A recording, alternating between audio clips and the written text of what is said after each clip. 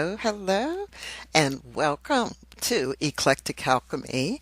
This is Beverly Fells Jones, and I just wanted to say that I really appreciate you watching the show today.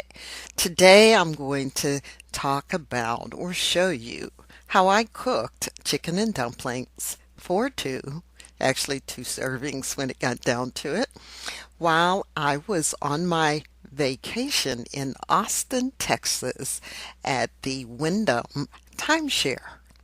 I just had a absolutely wonderful time and I was up on the 10th floor and I had beautiful views. Now, the thing about these views is that it didn't face the Capitol. It actually faced more into the downtown area, the University of Texas, and the play area for a lot of the students there. So, just want to get started today. And there's several things that I used. Number one, I always pack a container with staples when I go on these trips. I include all types of things such as flour and sugar and salt and pepper and seasonings and rice and potatoes and I also bring a cooler with most of my stuff out of my refrigerator. Austin is a short 3.5 hour drive from Dallas, so I was able to say, oh, I've got a full kitchen, so I'm going to bring the things I need so I don't have to go out to eat all the time. So let's start with our recipe. We're going to have some chicken, and here's my Himalayan sea salt or mountain salt or whatever, and I sprinkled my chicken with that, and I had two legs and one thigh. It was just me in the condo, so I didn't need to bring a lot of meats and things with me. So we're sprinkling that down. And then we're going to put that in a very small pot. It's like a 2-quart pot.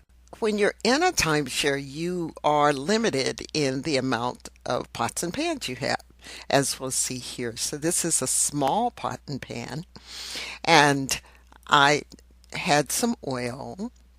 Actually, it was coconut oil. All right. And I used that, and I just browned the chicken on that. Took it out of the pan. Like I said, there wasn't that much room. So there's the two legs that I had and went through the process of browning each one of them. Actually, it was one thigh, two legs. Okay. Anyway, I did that and got those nice and brown and crisp. In the meantime, I cut up two ribs of celery and an onion. I am an onion person. I just absolutely love my onions. So I always wind up putting a lot of onions in my dishes. So I put them in the pot with that coconut oil and the chicken fat that came off the chicken, and I went through the process of browning them. So there it is. They're all nice and browned in there, and I just took, and got them nice and sautéed. Here's a picture of the condo and looking out the window. To the right is the living room area. To the left is where the kitchen is.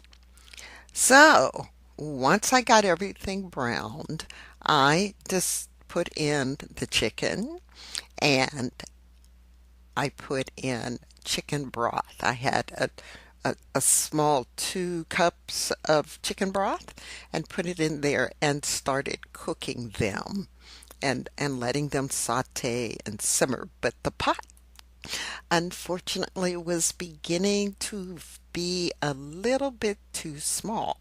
I thought it would be enough, but nope, it proved not large enough. In the meantime, I went in my little container, my little box, and I found some dried mushrooms that I brought. So I took some, put them in the cap of the container, and then I just popped them in to the pot and put those in so they can simmer, adding some additional flavor to the chicken and dumplings. Now, this is a picture of what is in the condo, when you get there, they give you two coffees, microwave popcorn, some lemonade that you can put in the pitcher, and some salt and some sugar. And the brown things are the filters for the coffee pot. Oh, and the salt and pepper shaker down there in the left-hand corner, that little blue and white thing, that's salt and pepper shakers. All right, so once I got everything simmered really good, I deboned the chicken from that and just took the bones out. I got most of them. I did miss one, but I got most of the bones out. And I continued to simmer, but I had to change pots. And even at that, this small, I think it is like a 4-quart Dutch oven kind of pot, I put the items in there to finish cooking, and the chicken was now really super tender. I love dumplings, but sometimes I don't make them from scratch, with a little flour and oil and some milk and so on, and then roll it out and cut them out. Yeah, that's good. We can go to Cracker Barrel for that. But in the meantime, I go to Big Lots. Now, I don't know if you have a Big Lots near you, but I go to Big Lots and they have this egg pasta. So I had brought this from home. It was in that little box of my goodies. And so I used the egg pasta, and I used about a half, 3/4 of a cup, not a half. I've got 3/4 of a cup of that. I needed to thicken the sauce, right? Because it was really thin. It was just chicken broth. So I had some flour. And one of the secrets on using flour to thicken things. So listen up. So you see this cup.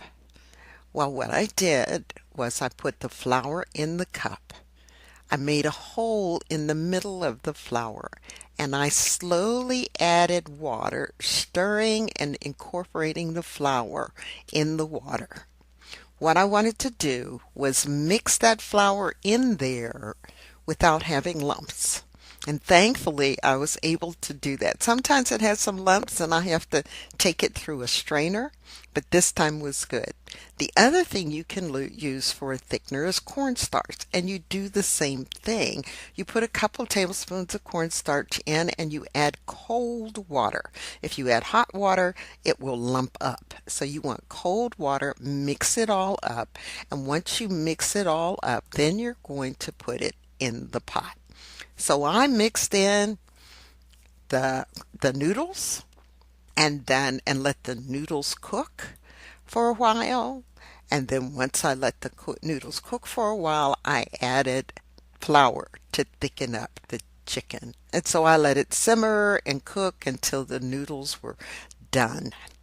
And that's all there's to it. Oh, did I add any salt and pepper? Yes, I added a little salt afterwards, but the celery and the onions, because there was so much of it, the flavor was very intense. So no, I didn't need to add much of anything else. So my chicken and dumplings with a little bit of side simmered greens and green onions, of course, onions. Anyway, and it was a very good meal. But always remember, when you are cooking, you cook to your taste, not to other people's taste unless you have to take them in consideration. I had a stepson that never didn't like green peppers and a couple other things, so when I made spaghetti, I made his sauce, I made his own bowl. But always flavor to your taste and not others. This is Beverly Fells Jones, and this is the Silver Fox of Consciousness, and I hope you enjoyed today's video.